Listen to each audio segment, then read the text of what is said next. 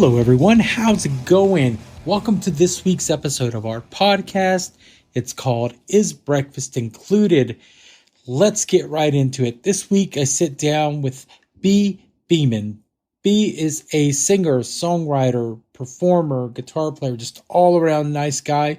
I met him back in 2012, just after he released his debut album. I called him up. I said, "Hey, you want to do this podcast?" He gave me some time, and we did it. One thing I want to make clear in this, I refer to one of his EPs as Substitute Teacher. It's actually called Substitute Preacher, Teacher, Preacher. If you know me, I get words mixed up, just like that. Sorry. But we talk about it. We talk about his video for his single Moving to Brussels, which is really funny. We talk about his entire career, why he started playing guitar, what he likes for breakfast, who he is. Got a little political there, but it was fun. Anyway, I hope you enjoy it. Let's check it out. I don't think so. I might say something, but I don't think so right now. Okay. All right, man. Tell everyone who you are. Hey, my name is Bhiman. I'm a guitarist, singer, songwriter, producer guy. And I have been a musician for about 20 years, I guess you could say. Yeah. Years, right on. Where are you from originally? I'm from St. Louis, Missouri. A lot of good music out of St. Louis. It's kind of like a melting pot of stuff from coming up from the Mississippi River, and there's blues, there's kind of country, there's rock. It's a weird, historically, it's like a French, Spanish, British meeting point of all, back in the day, 200 years ago. So there's a lot of stuff that's French still. So it's just a little bit unusual. It's not like maybe Pennsylvania or something, Right. Yeah, I was going to say, like, your music comes from like what I'm hearing is like a little R&B, a little folk, rock. Am I right? Or you're right. I mean, I grew up. Are you from America originally? Yeah, I grew up in Texas. Okay. Well, as like, I'm not going to go straight to the minority thing, but as a minority, you kind of like live in a couple different worlds just by virtue of being alive here, Yeah. So, yeah, I listen to all kinds of stuff. Like, I listen to Fela Kuti, I listen to Hank Williams, I listen to, hip hop, I listen to rock, and whatever it is. I mean, there's good stuff out there. There's soul in a lot of different music, and in every kind of music, really. I just like that human connection sort of thing. Like, I feel different genres. Some people might not feel certain genres. They'll be like, this is just who I am. I like hip hop, I like country or whatever. But I'm like, I guess being a kind of inquisitive guy and also learning guitar as a kid, there's a lot of different great guitar players. There's Curtis Mayfield, there's Malcolm Young, Angus Young. There's there's a lot of stuff out there to learn from. So I just kind of drew on a lot of stuff. Who was your guy when you started playing?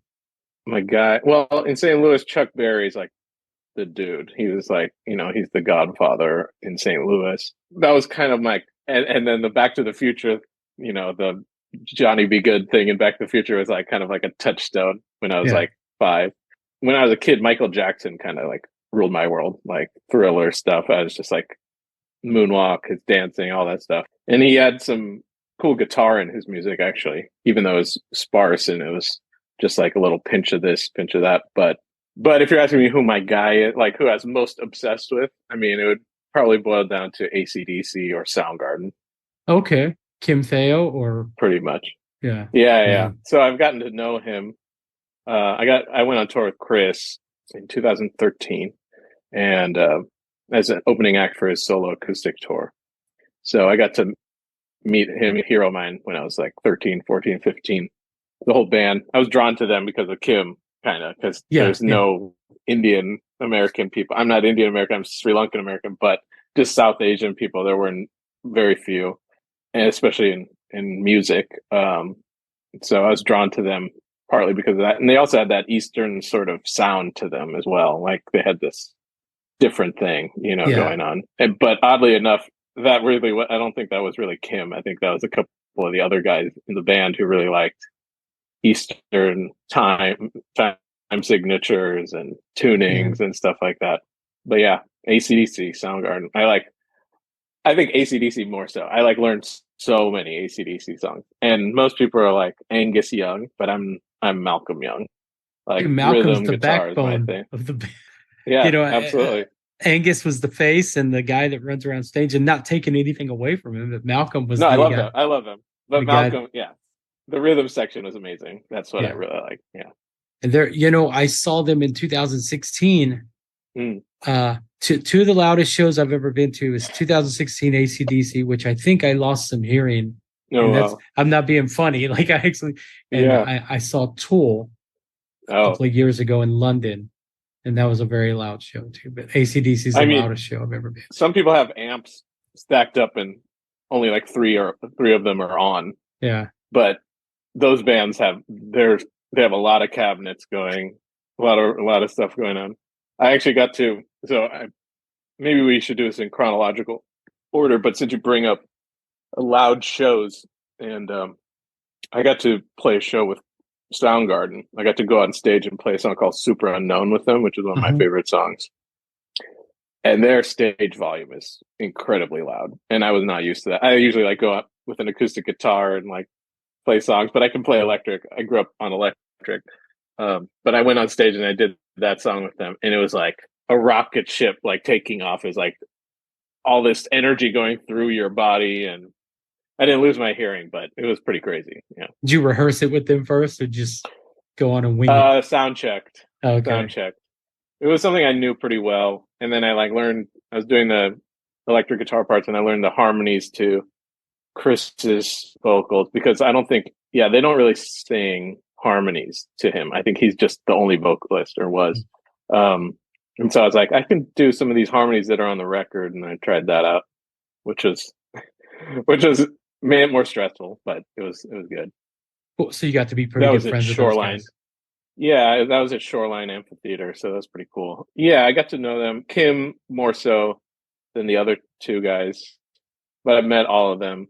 We met on Jules Holland in UK, that BBC show. They were the headliner. I was one of the other acts, and I grew up just like loving those guys. So I went and introduced myself, told them how meaningful they were to me, and they were like very nice. And I got to hang out and have a beer, and it was cool. Yeah, it's And funny. then We 9 months did later, Jules Chris invited me up. Yeah, to with do his who? acoustic show. Yeah, and so 9 months later, Chris invited me to do his acoustic tour. Yeah. Who did you go to Jules Holland with? It's funny because we did Jules Holland when I was with Duran Duran, and Jason Isbell was one of, because he has those three artists that set up, and Jason Isbell was, and I was a huge Jason Isbell fan, so it was a big deal to me.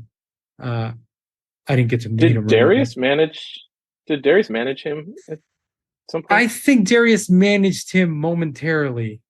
Yeah. Maybe that wasn't at that time.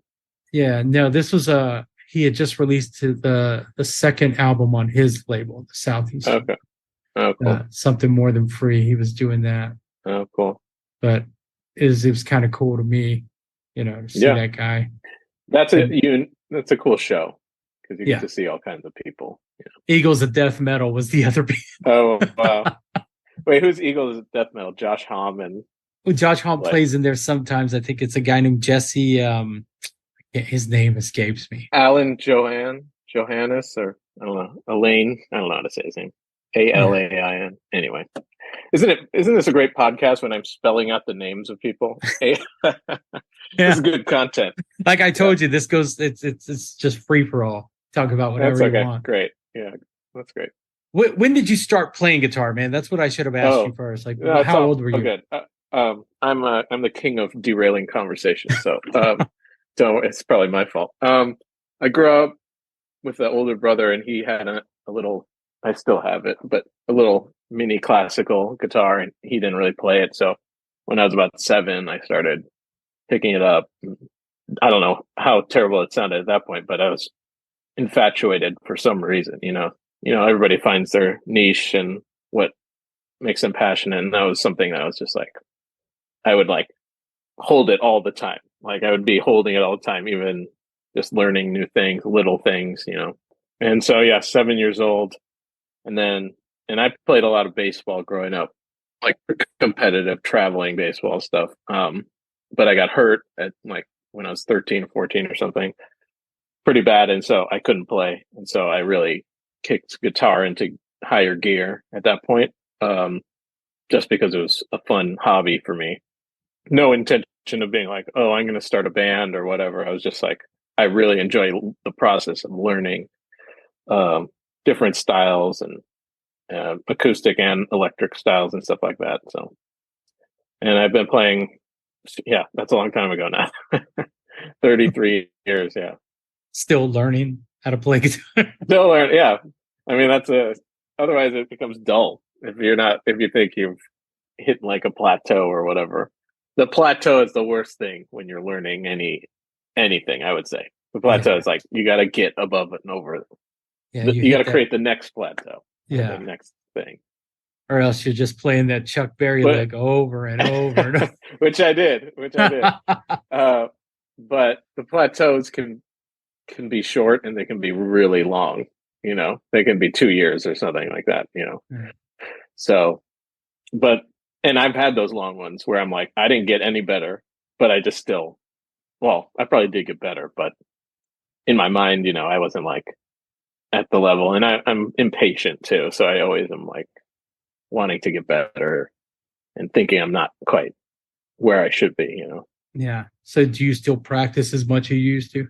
I don't practice as much as I used to, but I do practice a good amount. But it's weird because it's like riding a bike so much, and maybe I'm a little too comfortable about it, but I keep my mind interested in new genres and new skills and new things like that. So, but I'm not doing 8 hours a day, 5 to 8 hours a day like I used to.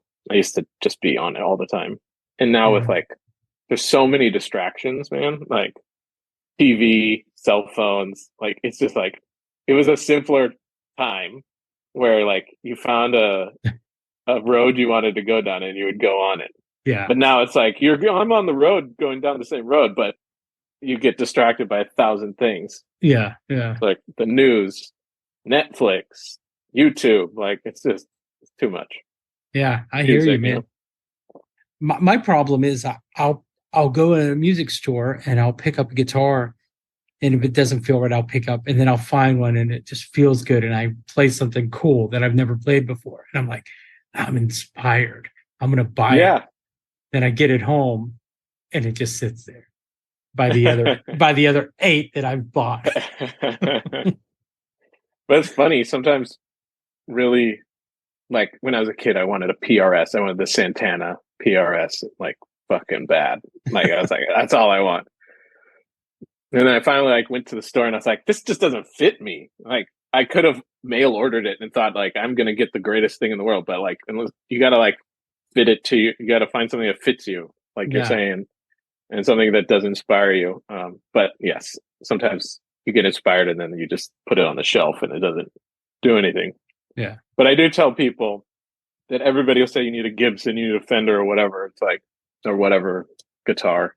But it's like, it's so personal that it is. You should go try it out. And the shittiest guitar might be the greatest guitar for you. Like, who knows? You know, you don't really know, not the shittiest, but a strange one. You know what I mean? Yeah. I mean, a lot of people don't, a lot of people, they talk about how great a guitar Prince was. He played a Hondo Telecaster his entire career, that Telecaster is not expensive, but it did what he needed to do. And so I heard a story, I think it was a tech for like Jeff Beck or maybe a tech for Brian May. It was one of those YouTube thingies or whatever. He was like going through all the gear and pedals and amp head and whatever. And then he's like, but I had some huge guitar player, just substitute Brian May or whoever, came in and tried out the rig. Like, oh, I'm like Jeff Beck. And it's like, oh, it's like so much, 80% is in your fingers. And Jeff Beck could sound like Jeff Beck on a lot of rigs, any rig, So I think people get really caught up in gear. You can make a hit record. You can as long as it doesn't fall apart during a show, you can get away with a lot, I mean, it's, I guess You gear. know this way. I mean, No, well, no, it's kind of like topic better fashion. than It's I. kind of like fashion, you know, like they use these beautiful people to sell it, but you're not going to look like that. Why is this? Why don't I look good? Yeah. Yeah. Yeah, I always say it's just in the hands, but I'm also a sucker for I like fuzz. So every fuzz face or every fuzz pedal I hear, I'm like, that's the best. I gotta have it. So now You have a like lot. next to the guitars is several fuzz pedals. Do you have a lot of fuzzes I in your do. closet? I like the full tone fuzzes. I like Sam Kassir, who produced Mm-hmm. your first album, has a fuzz face I've been trying to buy from him for years. You won't let it go? It's called the Fuzzy Wolf or something. Only two people I know have them, him and Josh Kaufman. Oh, wow. Do you see those guys often? I don't. Josh lives in Brooklyn, but I don't see him that often. But I haven't seen Sam in quite a while, but I talk to him, every now and then. I'll send him a text. But yeah, I haven't worked with that crew since 2017. Oh, okay. The last And was time. Josh in that group at that point? Like, I know he joined And Josh Josh was Ritter. playing guitar for Ritter the last tour I did with him, 2017. Such a good guitar. Okay. Yeah, he's pretty tasty. I don't like that word for guitarist, but I just said it anyway. Yeah. Yeah, he's very tasty licks. Tasteful. Yeah, he's very tasteful is the word. Yeah. I always say He's Josh doesn't waste notes, but he plays all the notes. Well, man, and do you play still? I play every now and then. Still? I like to say I do, but I don't. Every now and then I'll pick up a guitar, and I live in an apartment, so I can't play really out of my amp anymore. And I'm not a very good acoustic guitar player. I have my weak hands, no calluses anymore. So. I've been using this, I don't play with my amps that much either. And I've been using this software amp called Scuffum, I don't know how to say it, S-Gear. And it's pretty cool. It's pretty good. I'm not gonna lie. Yeah. You might think differently, but I think, and I'm not a snob about it, I'm just like that Jeff Beck whatever story I was saying, I can make it work, because I can trust my hands or whatever. I can still sound like me. Yeah. And it's fun. It's fun. That's the bottom line for me. It's not detrimental to having fun while playing guitar, and it's quick. Yeah. Plug it into an interface and standalone software. Pretty cool. And the presets are pretty good. They're you'll have to from send experimental. Me that. Guitar rig and native instruments is just too crazy and big of a library of sounds for me. But this one is 40 sounds. Yeah, I'll send that to you. It's pretty limited and kind of boutique almost. But yeah, I like that one. That's the one I just reach for. Just it's easy. Yeah, I'm really inspiring. I'm very ignorant when it comes to any kind of software because up until about 10 years ago, I really didn't use a lot of pedals. It was mainly just a guitar through a Marshall head or a Fender amp. And I tried to do everything with the knobs, back off the tone and that type of stuff.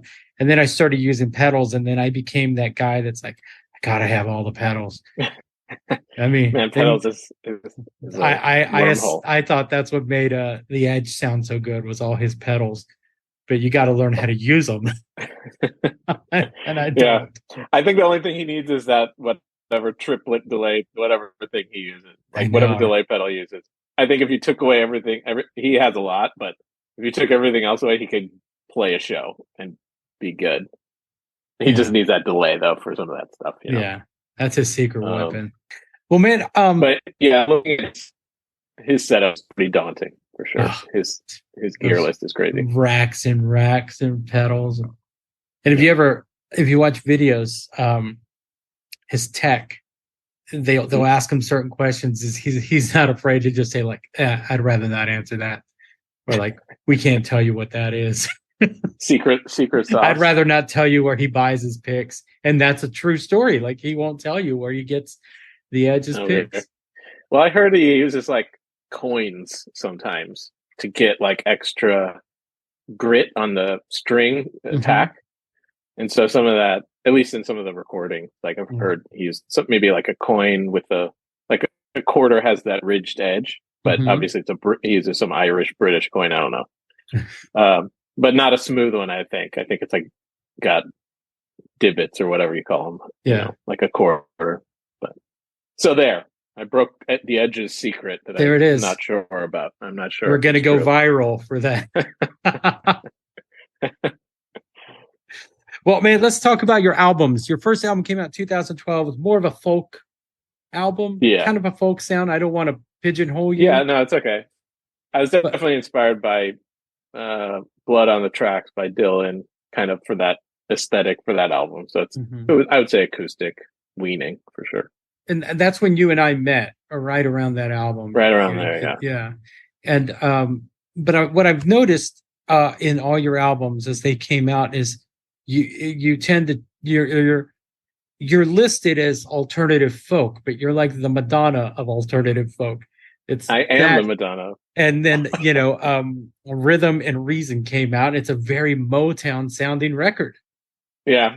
I mean, really, Motown Stax like influence for sure. Yeah. I mean, I was probably listening to way too much Booker T at that moment in time, but yeah, you're right. Tend to be influenced by what you're listening to, and then when you're writing. That kind of has been the case for sure, for better or worse. I'm a bit of a obsessive person when it comes to when I like something, I'll really go down a rabbit hole with it. But yeah, that album, the second album was more R&B, old school R&B leaning, Stax, Motown. And then the first one was, like Nashville Skyline, Dylan, or Blood on the Tracks, actually. And then the next two albums were different. Like, it's a bit of some people would say you shouldn't do that. You should just do the same, like you have a fan base and you should please the fan base a bit. Like I said, I've always straddled a few different worlds in real life and in music life. And I find it kind of boring to stick to one idea, one genre, one feeling. So I'm always looking for something new and exciting. Yeah. And especially in the world of guitar. And sometimes I go way back, and sometimes I'm looking at guitarists from West Africa in the 80s and stuff like that. And there's a lot of great guitar out there that I think a lot of people aren't aware of. Yeah. Because the music world is very Western. I mean, America is very Western leaning. Now it's starting to change. You're getting more global music coming into the forefront. But there are a lot of great Black guitar players from Africa and from America that are overlooked. So yeah, it's funny you say that, because on Peace of Mind, my first run through Peace of Mind was more. I heard a lot of textures in your guitar playing, a lot of tremolo, almost. You can correct me, almost surfy sounding effects you were using. Second run through, I realized how political it was. Yeah, well, it was like that sort of like in through the back door of your mind, but it has to be funky and danceable or whatever, have a good groove and all that. Yeah. And then politically or whatever you want to say, like, comes through the back door, Yeah. So I guess job well done for me there. But yeah, I mean, that tremolo surfy thing. I mean, I was hugely obsessed with Pulp Fiction and the Pulp Fiction soundtrack. Yeah. And then like later Dick Dale and stuff like that. I actually saw Dick Dale live in St. Louis one time. But yeah, that surfy sort of, there's something beautiful about that sound. It is. Still resonates today to me. Yeah, I was fortunate enough to see him in Dallas at a small club called the Curtain Club. And but yeah, that whole surf, the ventures, that I still can't get that super clean with the right amount of tremolo, the right amount of reverb. Yeah, it's hard. I don't know. I just I'm going for like a feeling. It's hard to recreate it. I got it. As a guitar player, that's what I listen to a lot of. Like I listen to the music a lot, before my first run through it. And that's what I got out of that album, is really cool textures that you used on there. Oh, thanks. So that was the first album I liked. I mean, I look at it critically a bit now. I would change certain things, but you can't do that. But that was the first album I produced all by myself, just in my little shack here. So that was a challenge for me, and that was a cool challenge. I'm happy I did that. But I also learned the value of a good producer. And so the next album, I had Sam Kassir come back. We did it together, so that was great.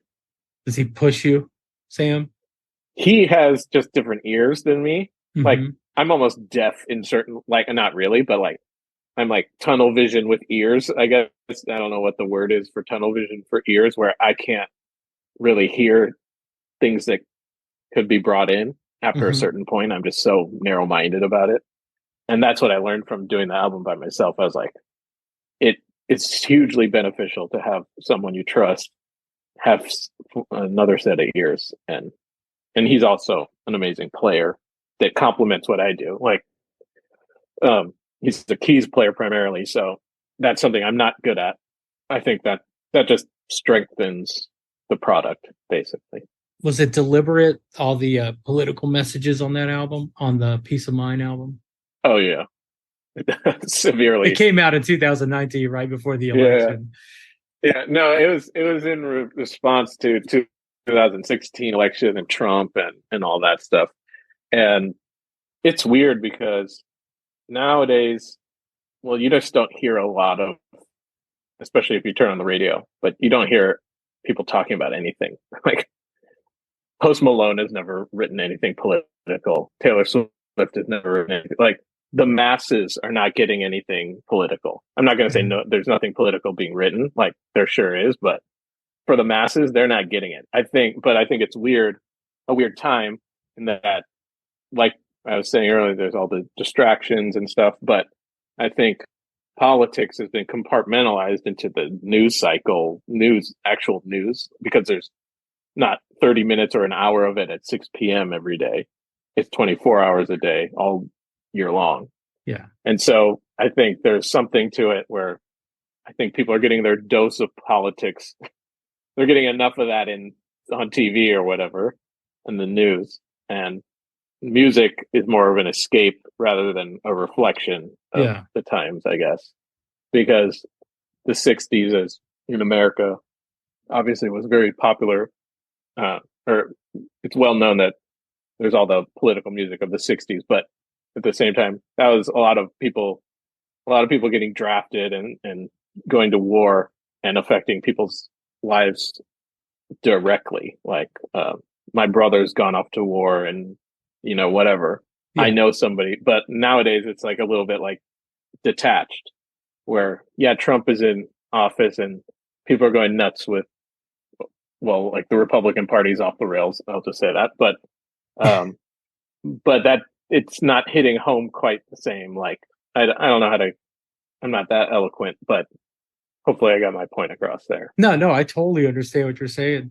I'll go off topic, well, somewhat on topic, and see if, have you heard this last week, or week ago, 2 weeks ago, this kid out of Appalachia, Oliver Anthony, went viral for this song he wrote, Richmond of Richmond.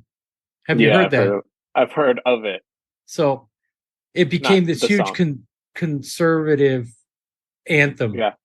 And then in the last couple of days, he's come out and said, like, hey, don't fucking use me for your, like, that's not what I wrote about. And now they're turning on him. Oh God. So that's so classic 2023.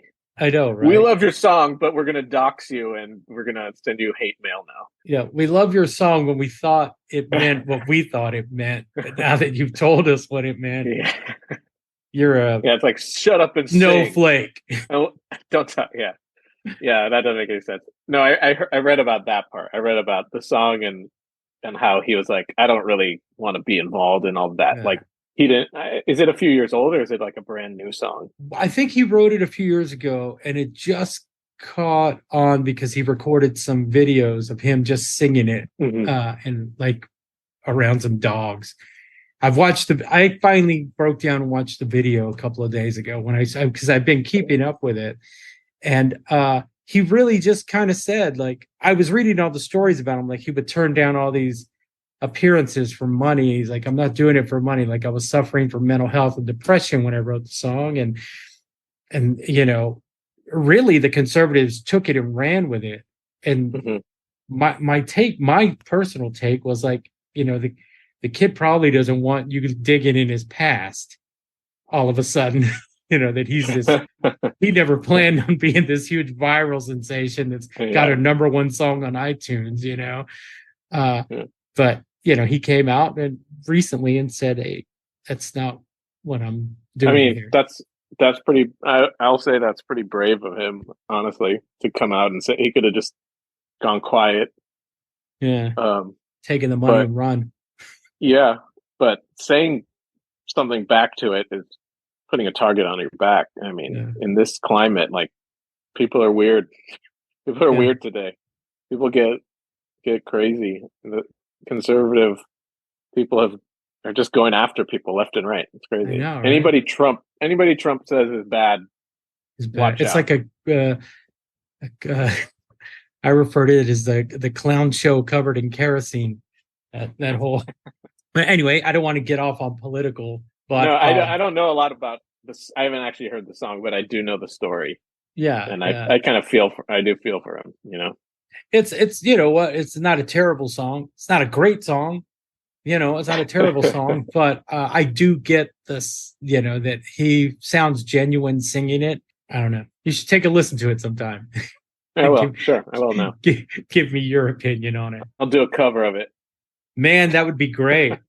That'd be great. When is Substitute Teacher 3 coming out? Mm, well, I do have a couple songs songs going that could be done pretty soon. I've done a lot of records with Sam Kassir, so like I usually get stuff to a certain point, and then when I'm like and then I bounce some ideas with him, and then have him kind of take the final stages of mixing, production and mixing. Uh-huh. Um, but I'm kind of getting close to having another collection. But I always have fun doing those because every song I do is really meaningful to me, and I know how to play the replication of the famous version like very well. Like I know how Good. to replicate it, and so then I have fun like kind of reinventing all the songs. Like I did "Highway to Hell" like Maybelle Carter, which was fun. I did "Back in Black" kind of like I don't even know, like an Everly Brothers song, Yeah. which was fun. Just messing with genres and messing with Paranoid was my favorite. expectation. I love that one. I mean, I love Ozzy. I've always loved Ozzy's voice. Like I was a big heavy rock fan. I wouldn't say metal. I was like Sabbath was like as heavy as I pretty much went, like Yeah. Tool or Sabbath. But yeah, I always loved his voice. So and that song. I mean, for those who don't know me, but it was like an acoustic version. I think, yeah, it was like an acoustic version of that song, with like 50 slap delay on it, I think, or something like Yeah. that. Yeah. It's And always fun. it's a Dire Straits Walk of Life. You did. I mean, Yeah, you did. that They're one's fun. good. Yeah. I'm patiently Yeah, waiting for 3. Walk of Life was like a country blues sort of thing, like a Mississippi John Hurt style Yeah. finger picking thing that I got together. It's just fun to like come up with something that I enjoy playing Yeah. uh, with these old songs. And so you came up And I playing don't, all these songs, right? yeah, like I knew how to, like I did Best Friend's Girl by the Cars, and I knew how to play that rip note for note, Um, and I did My Way by Sinatra, and that one's probably the one where it's more straight ahead.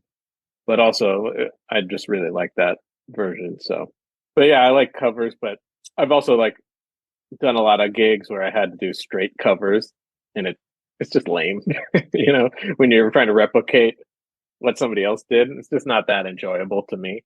But yeah, I used to like busk and stuff like that, and I would have to. I, no one wants to hear your weird version of some famous song. They kind of want to hear something recognizable.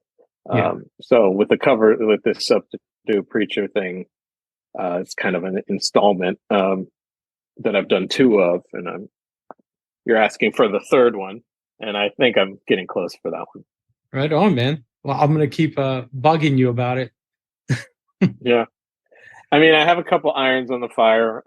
Another Bhiman album, kind of getting like all simultaneously, a covers album, a Bhiman album, and then like this 3rd side project thing that is more modern sounding, that I have guests with, guest vocalists and stuff with, that I co-write with. And that's all just kind of getting going. Yeah. And so you also write songs for other people, other artists, correct? Yeah, sometimes. I mean, I write and I pitch, and sometimes they like them and they use them. Sometimes I co-write with other people. Yeah. Yeah. So, and I've done some co-writes with Rhiannon Giddens, who you may have crossed paths with. She's doing really well. She just released an album with one of the songs we worked on. I don't do a ton of it. I've been doing it a lot more recently.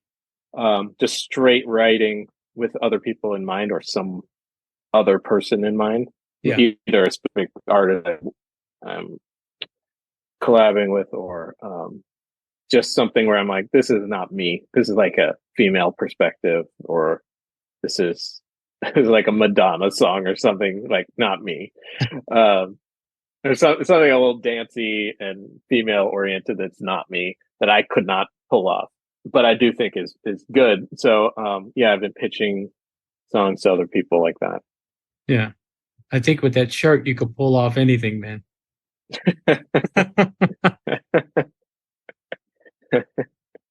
This shirt's old, man. I got this one as a kid. I'm just Josh. I only pull it out on special occasions. When you think it's only audio. I didn't have a shirt on at all. Oh, and then this was within reach, and so I just put it on once you wanted the video. Well, thank you. Yeah. We'll take them shirt or shirtless on this podcast. So you got a new album you're working on, new Bhiman album. Substitute. Any tour dates coming up? I don't have a lot of shows. Ever since pandemic, I haven't gotten back out there as much as I'd like to. I did some shows. I've done a handful of shows. I opened for Violent Femmes last year, and then next week I have a show here in LA with a group called the Mastersons. They're they're Steve Earle's part of Steve Earle's backing band. He played with the guy Jack Ingram, the guitar. I want to say Danny, but that's the actor. But he played guitar in a band that I worked for a while. Oh, okay. Yeah. Yeah, they're really amazing. They're really talented. A great guitar player. Yeah. Yeah. Yeah. So we're going to be doing some songs together, and that song "Moving to Brussels," which I think you want to get into at some point, but yeah, we're going to be doing that one. And I was like, he's like, "Do you want me to do the guitar on that?" And I was like, "No, I got it." But then I realized, I can do it, but it's challenging to do the guitar and sing that. And so I was like, "You're a really good guitar player. You should like." And then my instinct was like, "No, I got it. I'll do it. It's fine. I'm good." No. But then I emailed him 20 minutes later. I was like, "Actually, it'd probably be good if you played guitar, and then I could just sing the song." And I know you could handle it. So, yeah, let's get into Moving to Brussels. That's from your second album. You got a video with that, and it stars Keegan Michael Key from Key and Peele fame. Are you guys buddies? We're buddies. We're not best friends, but we're buds. Yeah, I haven't seen him for a while. That video is great if you've seen the movie Whiplash. Yeah, I had booked him to.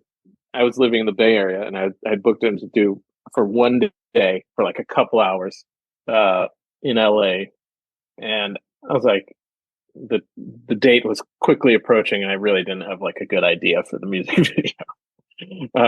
I was rolling ideas around with the director, and then I either the night before or 2 nights before I drove down there, I saw Whiplash, or I rented it or whatever, and I was like, oh, this would be a good, he's good at yelling at people. Yeah. this would be good. And I'll be the student, he'll be the taskmaster. And so I sent him the movie, and yeah, and he gets there, and I was like, "So did you watch the movie?" He's like, "No, I didn't watch the movie." And I was like, "Oh, okay. I'm sure it'll be fine. Just yell at me a bunch." And he's like a crazy improv actor, and I've never really been around a comedic improv actor, even though I like am very uh, enamored with that world of comedy and SNL and Mad TV and Living Color and all that stuff. But he just like was just like an engine, just churning out ideas. Like, there's so much B-roll. I know you guys released the YouTube video of outtakes, and it's hilarious. Yeah. Yeah. He's like, you're the wrong color. Like, you're the wrong color brown because obviously you have no rhythm or something like that, which he just made up. But yeah, it was pretty intense. I mean, it was like, I'm not used to getting filmed. I'm not all that stuff. So it was a lot of stuff all at once, kind of like Jules Holland, where it's like, yeah, I play shows, but I don't usually do this show. This is a different thing. Like tons of lights, tons of cameras, audience. But it was like being in a room with Robin Williams, if you could maybe imagine that. It was like a whirlwind of creative ideas being thrown around. It was like, just chill out and let it happen and try to react a bit. It was fun. We met at a radio show in Minneapolis. It was called Wits, and I was a musical guest. He was like the host or the actor guest or whatever you call it. And then we just hung out afterwards. We actually sang a song during the show. We like had to collaborate during the show. Then we hung out afterwards, and then we kept in touch. And I asked him to do the video, and he was very nice enough to do it. Yeah. Well, it's great. The videos, I mean, the song's great, but the videos, with the blood and the spit. Yeah. That's funny. He had to leave. The director, Chris Chambers, wanted to get the shot of him spitting at me, but Keegan had already left. But there happened, like, we were in this complex with a bunch of other studios, so that we found this guy in the hallway. I think he might have been a parent of a child actor audition thing, like, which was down the hall, which was spicy. Child actors and their crazy parents auditioning for something. But we found this guy who was bald, almost the same complexion as Keegan, and so we had him come into the studio and do these shots from behind his head, and with like a spray bottle or something imitating spit. And so the spitting in that is actually not Keegan. He's not even present. It's somebody else. But I just remember that. But yeah, it was great. A bit of whirlwind for me because it's not my world, Yeah. Well, you look really uncomfortable. So you played the part really well. If you've seen the movie, like that wasn't acting. That was just my nerves. Yeah. Well, man, we talked about all your influences. Is there any artist current that inspire you, that you listen to, or that Yeah, it's not guitarists. Not that there aren't any, but I listen to a lot of like modern Nigerian, like Afrobeat stuff. And I listen to like modern Caribbean stuff. There's a young woman from Jamaica called Coffee. She's really good. She's got a lot of talent, and I like her first album a lot. There's a young woman I guess she's from Nigeria, but I think she lives in England. Like, there's a lot of Nigeria is an English speaking country, I guess, and the British were there at some point. So there's a lot of cross pollination between the countries, a lot of expats and all that stuff. So, I mean, I listen to a lot of Nigerian music now, like Burna Boy or Thames or Wizkid or Ira Stars, who I was referencing to begin with. She's like 20 years old. There's a lot of cool stuff coming out of there. And that's one of the great things about, for all the drawbacks of modern tech, it's pretty cool to be able to just like check stuff out in this day and age. There's a whole genre in South Africa called Amapiano, which is incredible. It's like very different from anything maybe you've ever heard. It's very dance oriented. It just like feels really good. But I listened to that. But then I also just listened to the streaming world made me like kind of, even in TV or in music, makes you go, oh, what's new? What's new? What's coming out new? And it's like, well, I like old shit. Like I like I have my standbys that I neglected for seems like years. Yeah. So I started like going back and listening to old stuff that I know by heart. Like some people might find Steve Miller corny, but I like Steve Miller. And I used to know his stuff really well, and I heard one of his songs back again for the first time in maybe 15 years. And I like knew every line of all the inflection points, all these weird little moments. And I was like, whoa, that's weird that I could just remember all that stuff. But yeah, listening to old stuff, old favorites, which are run the gamut of folk rock and folk and hard rock and stuff like that from yesteryear. Yeah. Like you said, it comes on and that part of your brain just clicks on, but you don't know your neighbor's phone number. You just know. Yeah. It's crazy, isn't it? Yeah. Billy Joe is a detective down in Texas. Yeah. Remember that? Yeah. Story of Billy Joe and Bobby Sue. Yeah. But cool, man. Dude, I appreciate you taking the time to do this. Before I let you go, I got to ask you, what are your thoughts on the recent happenings in Georgia? Oh, like yesterday or yeah, all that. I was watching. I'm not getting too excited, but yeah, no, I was watching. I was like, wow, this is satisfying. And yet I feel like there's a big old twist in not a good way about to happen.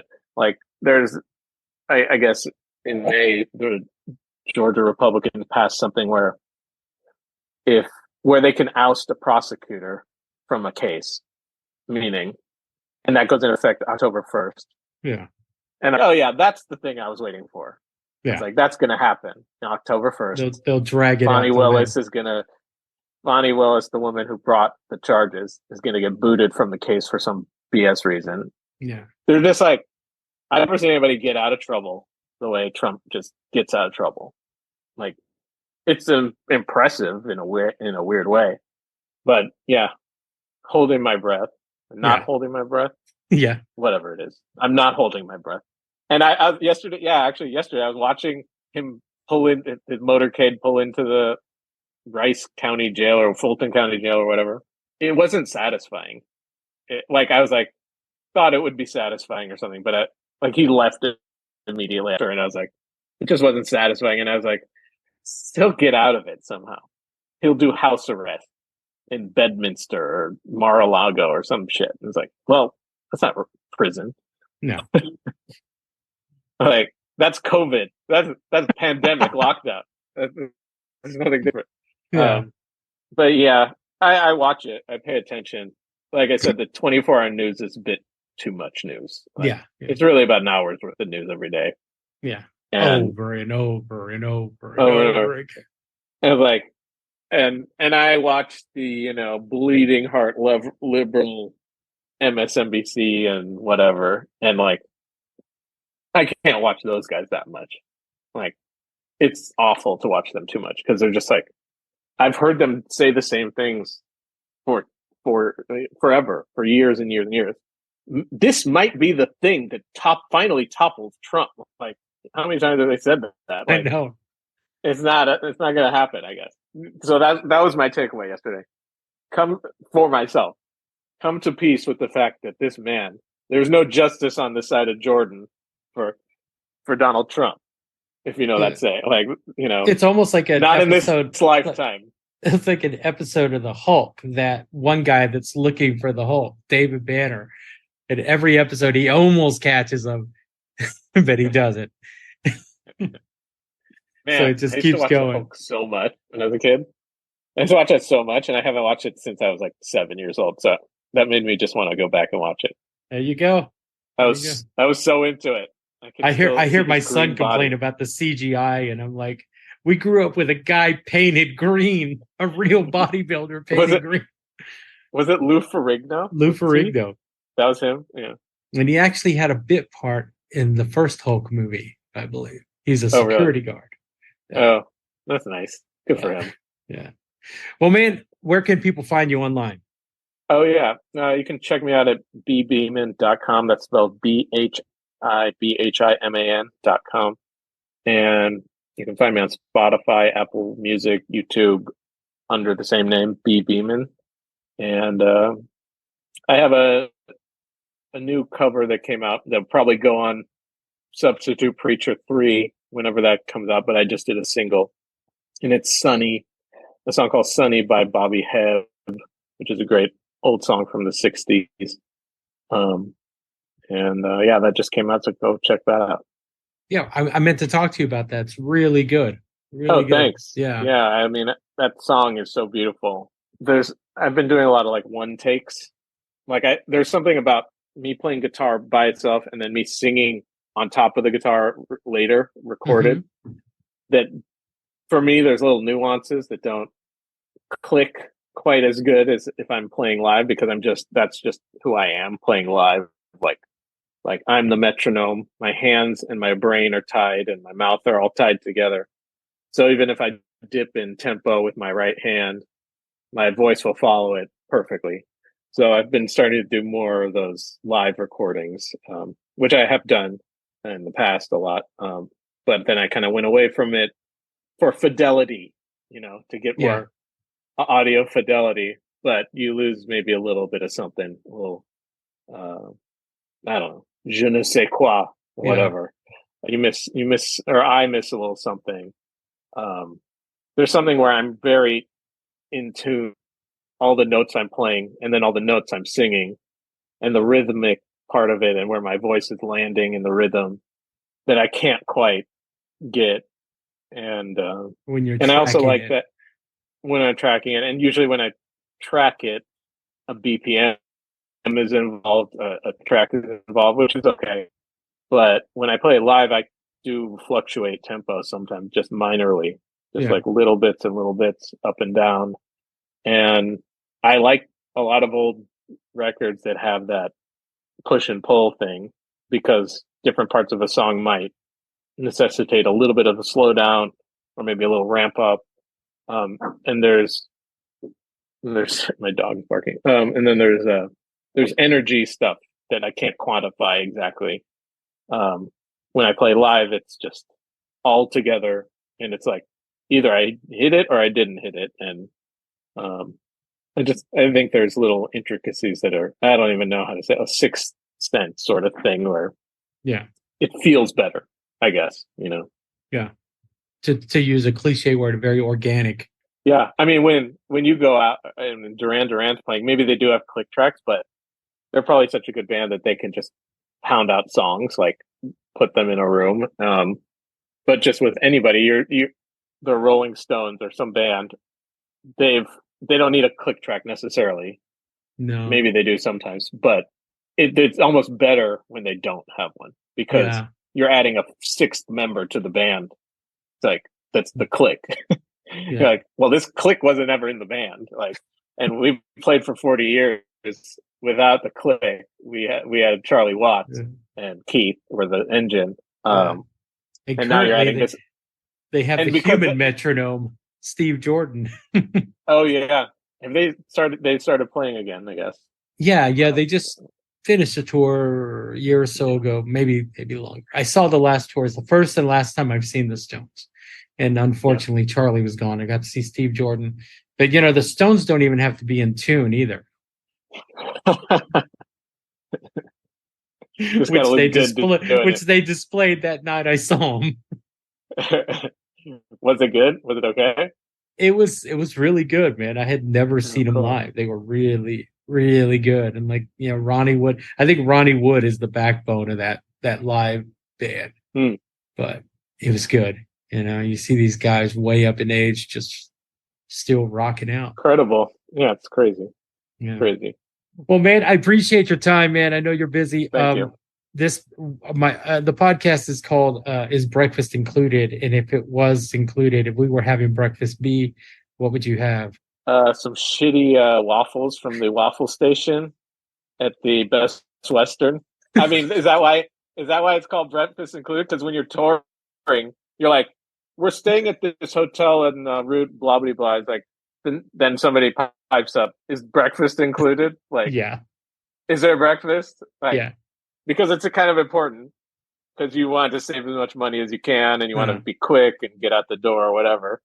Although I hate when they close breakfast at like 8:30 or yeah. 8 or something, and you have to get up and then go down there, and you've gone to bed at like 3 in the morning, and you get up at 7, and then you go down there, bring your powdered eggs back up to the hotel room, and then you like fall back asleep.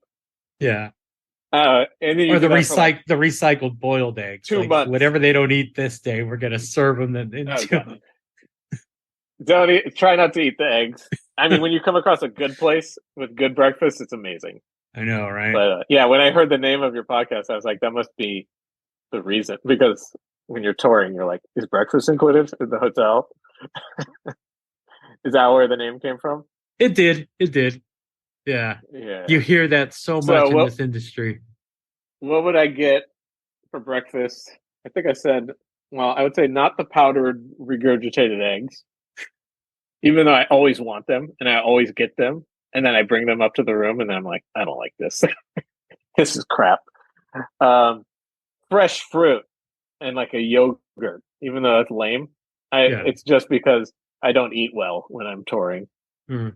And so like to get anything decent in your body is a plus. So yeah, fresh fruit and a Dannon or an Activia if possible. What is the other one? Chibos. Chobani. Chobani. You're not going to find that at the Best Western. No, they have Dannon. Yoplait of Dannon. Yeah. Well, brother, I appreciate your time, man. It's better because it's got fruit on the bottom. Yeah, thank you for having me. I appreciate it a lot. It was good talking to you, man. There you go. Bhiman. Man, I told you he was a nice guy, right? You can find out more about B at Bhiman.com.